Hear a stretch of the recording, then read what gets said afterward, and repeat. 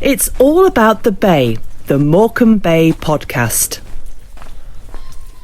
In this day and age, there are very few places as quiet as this. With sea on three sides and cut off by the tide twice a day, this is Sunderland Point. This summer, it's hosting an exhibition. Going to the Sea documents the life and times of fishermen all around Morecambe Bay.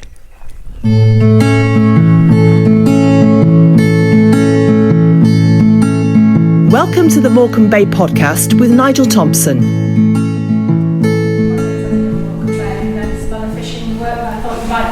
Rather than kind of repeat everything that's on the wall. The venue for the exhibition is itself unusual, the Mission Heritage Centre at Sunderland Point. From one window you can see across the Lune Estuary, across to Blackpool and Fleetwood. On the other side you've got Lancaster and Glasson Dock. It's a remote location, but for the subject it seems absolutely perfect. Pictures adorn the wall, and photographer Tessa Bunney explains about her inspiration for this and the wider project, which goes back to 2019. And I think it's amazing to be able to look out onto the bay from, and where the place, the River Lune and where the photographs were made, actually from a venue, because there's not actually not that many venues actually on Morecambe Bay, are there? So, yeah, it's perfect, really.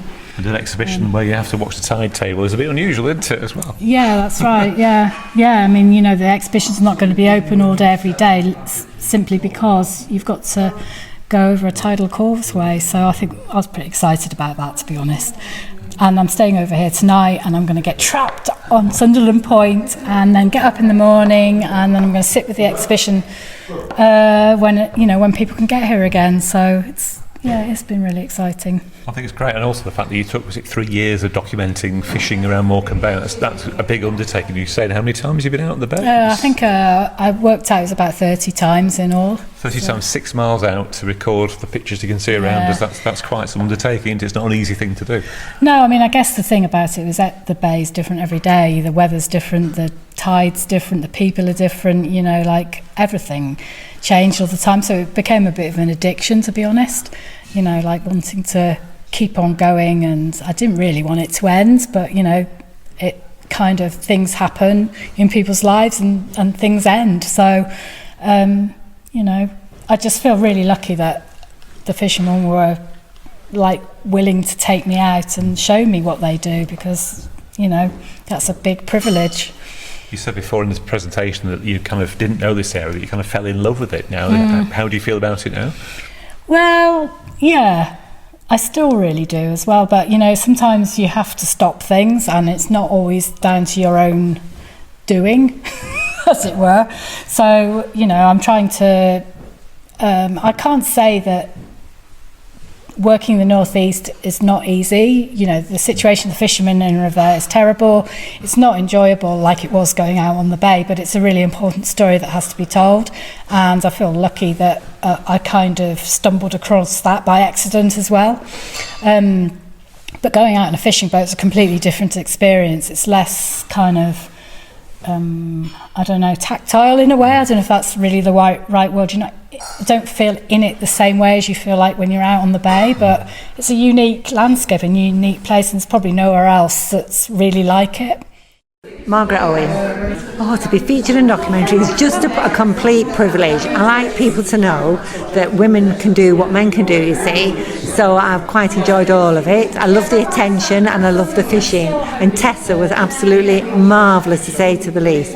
She'd come and watch me, and she'd be falling in the mud, she'd get trapped with a drone, you name it, but she never gave in. Rain, wind, you name it, Tessa was there doing her job. She's brilliant. Because how long were you fishing for? How many years? I was fishing for 34 years, and I'm 71 now, and I'm still going to fish this year. I've got my Have beam, and I'll be down in the water 1st of June, no messing. And how have things changed? I know salmon, it's a shame, isn't it? It was flourishing, wasn't it, years ago? Now you're not allowed to take it. Yeah, no, actually, if it had been left to me, I think they should have banned both salmon and sea trout, really. Yeah, I do. For conservation, if you're a proper fishing person, you want the fishing to carry on. But while it's still there, I just can't give it up. The tug of that net and the feeling when that fish goes in is unbelievable, and I'm afraid I can't give it up till they stop me. Up to Trevor, my husband, having the stroke the year before, my grandson also had got a have, so the three of us were stood in a line, so there was granny, granddad and grandson, and so he'll be back in July and he'll be fishing as well again with me. What do you think about the fact that it's carrying on? You know, you're not the end of the line, hopefully will continue. No. Well, I think it's absolutely wonderful. He is an asset to the thing because he's 6'4", so I can push him into the deep water. It's absolutely amazing. And obviously the appeal, it keeps you looking young. Obviously it keeps you fit as well. You just enjoy the trade, you enjoy doing it. Yeah, absolutely obsessed. If you fish, you're a proper fishing person. You can't help yourself. It's just lovely. It's good to come back to the Sunderland Point, isn't it? I know you've moved away now, but when you come back here, what's it like now you don't live here anymore? It's amazing. We're only a mile away, but Sunderland Point isn't a job or a way to live. It's not a job or a work. It's a way of life, and we miss it dreadfully. We've been practising over the last 2 years being normal people, and it's jolly hard going out for coffees and hot chocolates, and I mean that sincerely. I'm just used to working, and so we're doing our best to be normal. And also, I guess you can go out when you want and where you want and not have to look at the timetable anymore. You can just go out, when suits you. I know, but that's nothing of a problem. If I could turn back the clock, I'd do it all again. It's the best. We were here 41 years, and they were the best 41 years of my whole life. It is a wonderful existence on Sunderland Point. Just lovely. And if people come and look at this exhibition, it'll give perhaps a little insight into your life, but also life here as well. Yeah. I hope they come and have a look because it's lovely, and Tessa's worked so hard, and it's good information. It's a good documentary. My name's Philip Smith. I'm a coxswain at Lasson Dock on the pilot boat. I do fish for sea trout in the summer with this have net behind you. Mechanic by trade and coxswain for the pilotage, Fantastic. Yeah. What do you think of what you've just been seeing, by the way, about the exhibition? Yeah, it's good. I mean, I grew up here at Sunderland Point as a child. My dad was an inshore fisherman, mostly just doing exactly the same as what Beth is talking about. Inshore fishing, all the different types of fishing, shrimping, salmon fishing when you could catch salmon, and just earlier on she showed you the white baiting and the sprat, and my dad, that was his mainstay through the winter. There was much call for white bait and sprat back then. And how is it now? What's conditions like now? It's not the same. Bless him, Trevor and Margaret retired through Trevor's health. So they were the main whitebait and spratters, and most of the market was going to the zoo. In my dad's day, in my youth, it was going to a firm at Fleetwood called Ross Whittaker, and I bumped into a driver at the Darts last week who used to drive for Ross Whittaker at Fleetwood and lived in Morecambe, and he was a regular here to 3 different fishermen of my youth, and picking up whitebait and sprat. Wow. Yeah. And often salmon as well. Small world, isn't it? Yeah, absolutely is. It was a good age, like. But that was an interesting talk for me to catch up with somebody who, in my childhood was, picking up fish from Sunderland Point, because it was quite an important little fishing village. I think people don't realise that, do they? Perhaps now as time's gone by, but certainly hear about the salmon fishing as well. I mean, it was prized catch, wasn't it? And for it not to happen now, it just seems like an end of an era, doesn't it? It does, but part-time fishing, even in my childhood and before I was born, was always going on. There was any amount of havenet licences. There'd be that many haves on the river. Sometimes it'd be full across, beam end to beam end. So. This beam behind you is 18 foot, and they'd be just stood end to end across the loon. That must weigh a bit as well, especially when it's served. You've got a tie going through it. That's okay, that beam. That's quite a light one. We have another heavier one, and you don't really feel it unless the wind's blowing. You get it on your back, you're fine. And can you sense when something's in it, when you've caught something? Yeah, I mean, normally you stand behind this 3 sticks. There's an end stick, it's a bit like 5-a-side goal nets, and you stand in the middle, behind the net, and you have the net round your shins. Right. And if a fish goes in, you can feel it on your shins, very much so. And then you lift and roll the beam over, or the legs over, and it just traps a fish. But it's a bit like catching them in a blanket. We just lift the top cord up, Got 'em. and they roll back out again. Yeah. We'll have a look to see if it's a salmon or a trout. Aye. Yeah. And if it's a salmon, we can tell. Yeah. We just pick up the bottom cord, and we'll roll the salmon back out again. That must be heartbreaking, isn't it? Absolutely is. Yeah. Yeah. Absolutely You is. don't want to do that. Yeah. No, well, it's money gone, isn't it? Yeah. You know, it's your living. Now I know you've got to go somewhere because you've got another important job. You were saying you're Yeah. coxswain. Are you bringing the ship in tonight? I'm bringing the Fluvius axe in to Glaston Dock. It'll probably have grain on board, maize probably. Aye. They do quite a lot of animal feeds, that and fertilisers at the dock. I'm always amazed because it's low tide at the moment. We've just driven across the causeway. Yeah, You never get anything in Glaston Dock when you look at it like this. But another 5 or 6 hours, it's a different story. Isn't it? There isn't actually. They're a big boat. They're a big ship, as big as you can have up this channel, and the biggest ones we take in are 90 metres. Right. Yeah. And the only bit that's really dredged is by us lads with bulldozers on the berth where the ship sits. Oh, right. And quite often there's only about a metre Yeah. underneath the keel Wow. when the Yeah. ship comes in, so there's not a lot of water in the loon No. at the shallowest end. Quite a long time ago, when I was a lot younger, I was the coxswain or skipper at Hisham Harbour for 7 years. So if you will, I learnt my trade there. Yeah. And I changed jobs, let's say 12 months ago. I was working somewhere else, and I got the job here at Glaston Dock. Right. And it's just a skill transfer, really.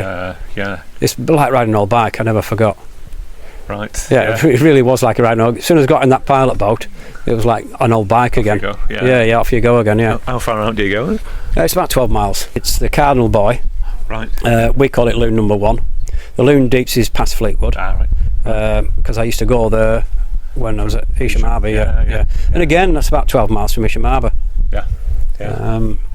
Yeah. So Great stuff. Well, good luck. Thanks very much for talking to us. Yeah, nice Hope you one. enjoyed the exhibition. And I did, very much fantastic. so. Yeah. It was I learnt something there as well. I think we always do, don't you? Because you forget, especially when you're local. Well, you know that this is actually quite an impressive place. You know, you forget. Well, you can get used to your own area and the fishing practices here, but it's always interesting to find out other fishing practices such as Flukeborough, Barrow, Fleetwood, because there's similarities but subtle differences.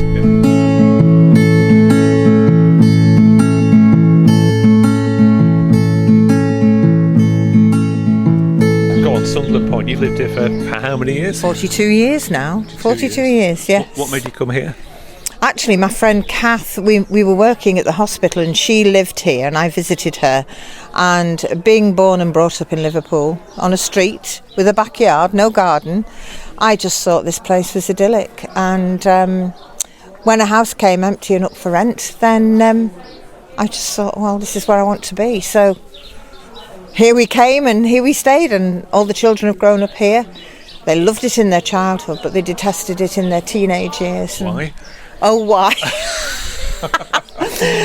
Well, yeah, because they had to either walk or bike to Overton because I refused to keep jumping in the car and running them across the road and stuff like that. So, they didn't like it. But then, when they had children of their own, they thought this was the best place ever, you know, because they had such a great childhood here. Well, driving here, I mean, even coming across from Overton, that causeway, it's like an adventure, isn't it? Coming tonight, it's really low tide, but you can see where the tide has been, and all the sort of yachts and boats, and they're on the side. You know, it's quite dramatic. Yeah. And then when you get out of the car, it's that silence. It's just absolutely still. This is the most glorious time of the year. You walk down the lane, and all the hawthorn is in blossom. It is just utterly beautiful. And when you wake up in the morning, you know, and we don't seem to hear as many birds as we used to, sadly, but I mean, it is just, it's a beautiful place.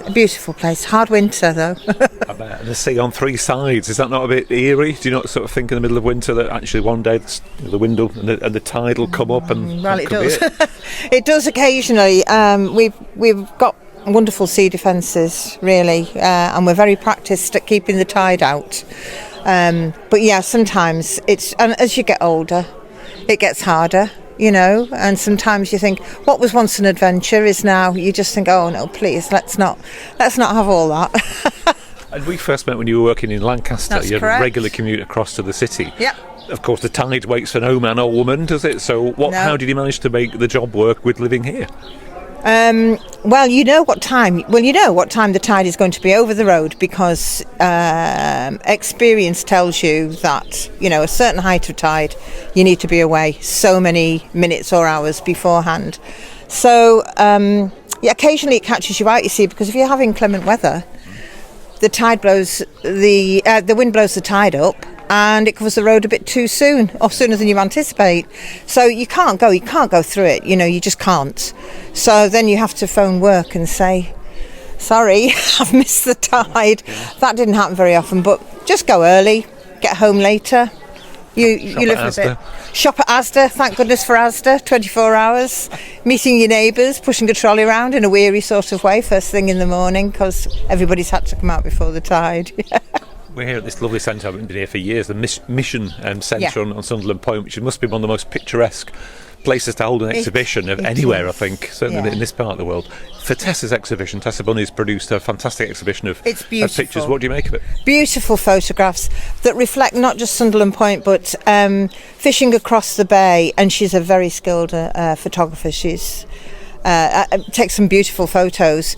Yeah, I think it's a gorgeous exhibition. It's so appropriate for the mission. I mean, this was a church. I used to come here with my children every other Sunday, tide permitting, and it's a bit of a precious building to me, so it's great to have new life breathed into it, and this exhibition is just a perfect setting for it. And I would urge anybody who is interested to come and have a look, enjoy the peace of the mission, because it is a peaceful place, and the peace of Sunderland Point too, which is great. But mind that tide.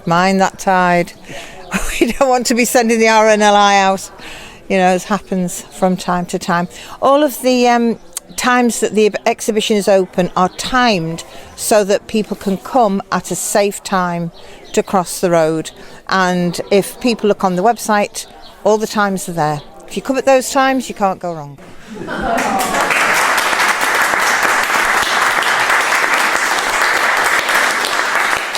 You've actually documented something that is disappearing. Some of the crafts and some of the trades that went on a few years ago, no longer happening. Yeah, that's right. I mean, I had no idea whatsoever that it was on such a precarious thing. And as I say, I would like to have been around 10 years ago and seen the changes take place. But I'm continuing working with some of the boat people. So there's a couple over in Warney Channel that have basically decided to give it a go in this precarious environment, and I'm going to hopefully document them working once the lobster and crab season kind of takes off properly. So they're a young couple just having a go and making it work so far. And then on the opposite side of the bay, I'm hoping to go out with a trawler from Fleetwood to document the kind of end of an industry in Fleetwood.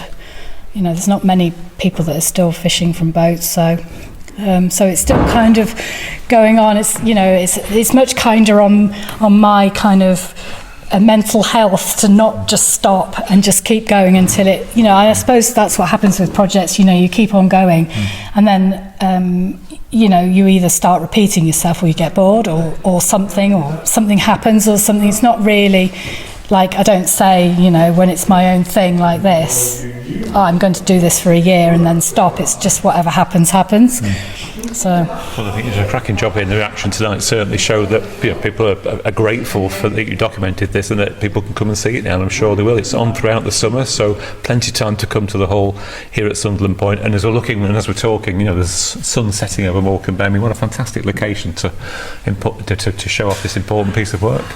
It's brilliant. Good luck. Thank you, Nigel. Follow us and get in touch. Search Morecambe Bay Podcast on social media.